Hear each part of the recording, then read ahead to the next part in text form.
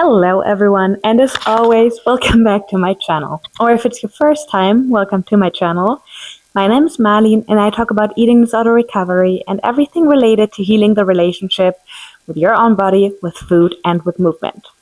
And because you guys asked me, I'm going to film a video about muscle recovery today. And just a little disclaimer, I am not a doctor, and everything I'm going to talk about today is either based on my own experience from my own recovery, from working with clients, and also the research I've done. And when I say research, I'm not talking about clinical research, I'm talking more about research and clinical research, looking into different studies and different online articles, and basically summarizing all of that in this video. So let's dive right into the topic as we always do. Muscle recovery in eating disorder recovery is such an important topic because on the one hand, it's very much misunderstood by a lot of people.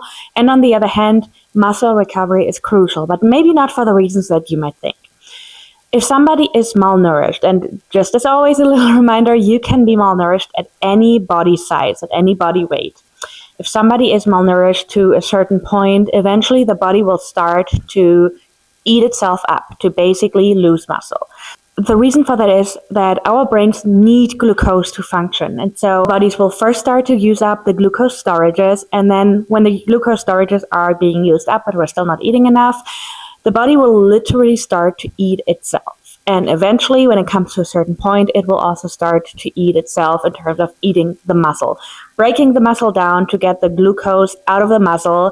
And this is when it can become really dangerous because especially in diet culture and especially in our society, we think about muscle as a muscular body, somebody that looks quote unquote toned, maybe quote unquote lean, but there is so much more to that. And I want to share a few things of my own experience when I had an eating disorder, because believe it or not, one of the reasons why I wanted to lose a lot of weight was to lose my muscle.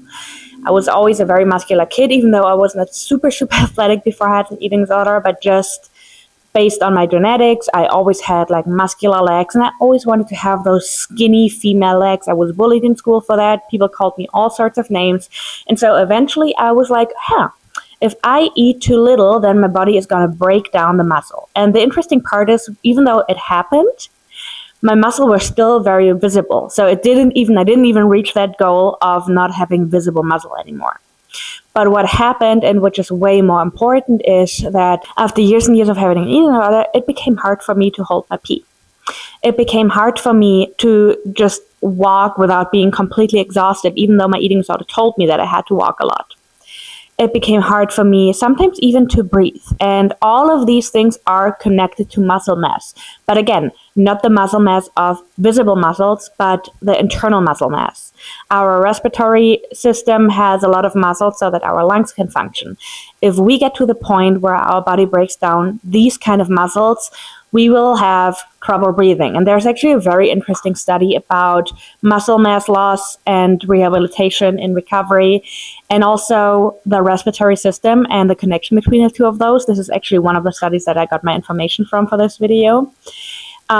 But I do want to talk about the ugly parts. And yes, I'm not proud of the fact that I was basically not able to hold my pee anymore. But this is just a very ugly part of an eating disorder that a lot of people don't talk about enough. So what I'm trying to say is that especially a lot of studies over the last 20 years or so on the topic, and there's still not enough research on that, by the way, don't focus on the visible muscles. That is not what we want to learn about, because this might be actually one of the points that holds somebody in their eating disorder. We focus on the whole picture, on the muscles that you can't see, on the muscles that really control your bodily functions. And this was one of the things that I had to understand. Because when I was in recovery, I actually wanted to gain visible muscle because I was so afraid of gaining fat. So in my head, I was like, well, even though I didn't want to have too much muscle before, now I would rather gain visible muscle than fat. And of course, my body had completely different plans. I know. I showed this graph a bazillion times before, but it is just one of my favorite graphs from one of my favorite studies, the Minnesota starvation experiment.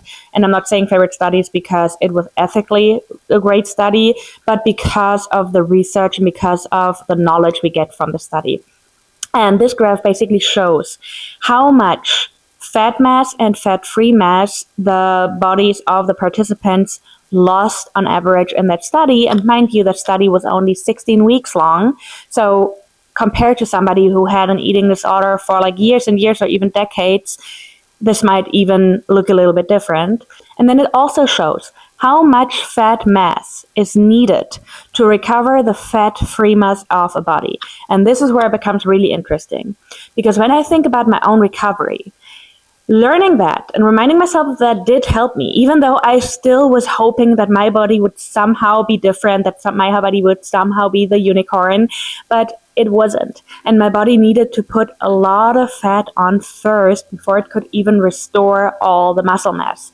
And again, I'm not talking about the visible muscle mass. I'm not talking about looking jacked or whatever. I'm talking about the muscle mass so that I wasn't exhausted anymore, standing up from my bed and like walking down the hallway. Because that was the case for me in recovery once I gained weight. And of course, I blamed the weight gain on it. But also, I didn't even understand that my body needs time to rebuild that muscle. There's also a really interesting podcast episode that I'm going to blend in here. A lot of you guys know Tabitha Farrar. I had her on my channel before in an interview, and she's also doing her own podcast. So if you're interested in that, she talks to a weight-inclusive doctor that speaks about muscle mass and recovery, and it's a really interesting episode.